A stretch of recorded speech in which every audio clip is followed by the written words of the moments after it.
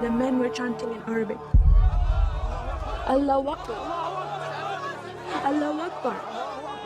And my father and I, as I was holding his hand, were pushed to the front of this crowd.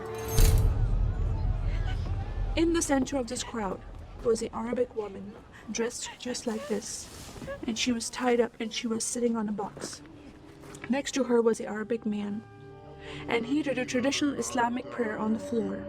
And he got up from the floor, and from his side, he pulled out this very long golden sword, and he beheaded the woman. My legs are shaking, and my heart is going fast. And my father said, if you don't listen to the teachings we're instilling in your life, this will happen to you one day.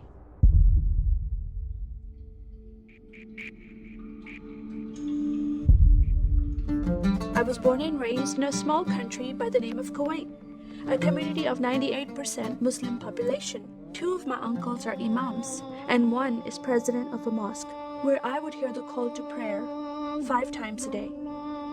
As a Muslim, the word Yahudi, which means Jew, was instilled in me as a bad word, as a cuss word. Yahudis should not exist.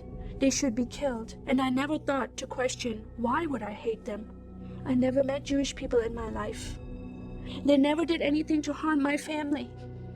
I just hated them. Just the word brought hatred in my heart.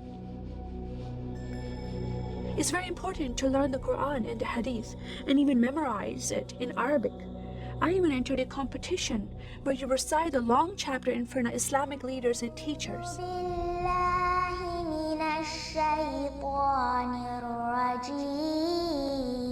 And I came second place.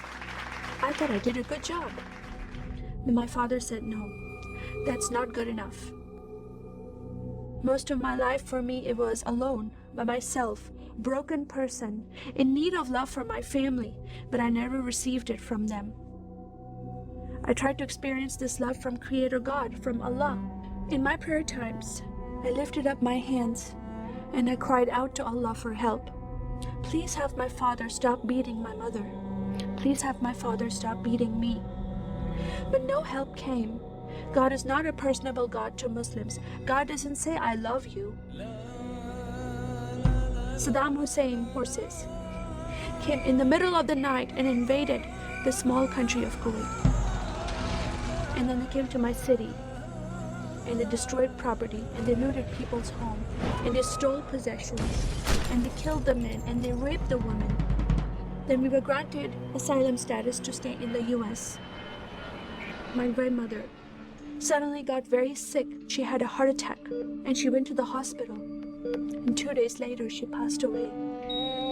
I was devastated because I lost my best friend. And this lady approached me and asked me if I was okay.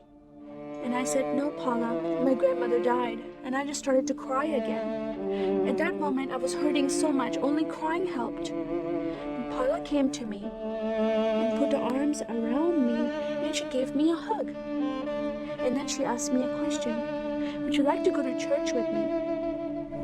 When I walked into this church, I experienced love from these people and acceptance from these people like I've never before. Fellowshipping together, they were men and women together. They didn't have to be separate. No one was judging each other. And they knew I was Muslim. They were so friendly to me themselves, accepting of me and loving of me. And that was really surprising to me.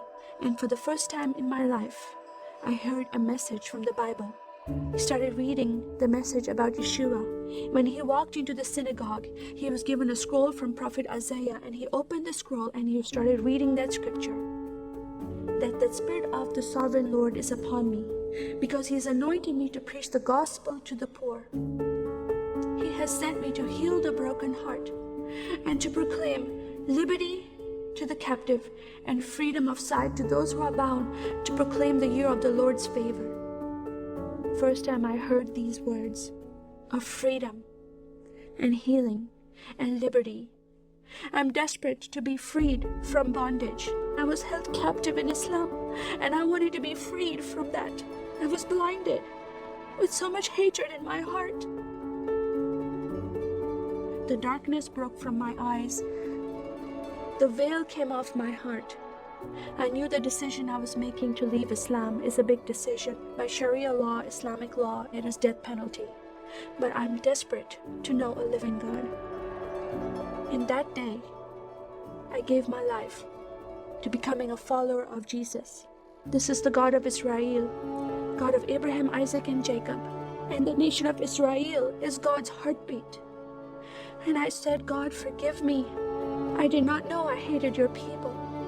I love the Jewish people because it's their God, their Messiah that I'm following, and He told me to love them. I never knew what happened to the 6 million Jews that died. I never heard that in Kuwait in history. Now that I met Holocaust survivors, I know their story, and I shared my story with them. Your God, your Messiah, changed my heart, giving His life for me, so I can have life everlasting. He rescued me. He saved me. He came and brought joy in my life again. And I'm a blessed woman. And I start crying, and they start crying. And we are able to relate to each other, and they embrace me, and they love me, and they experience some healing, I believe, when they hear my story. That is a privilege to have that in my life. I am one for Israel.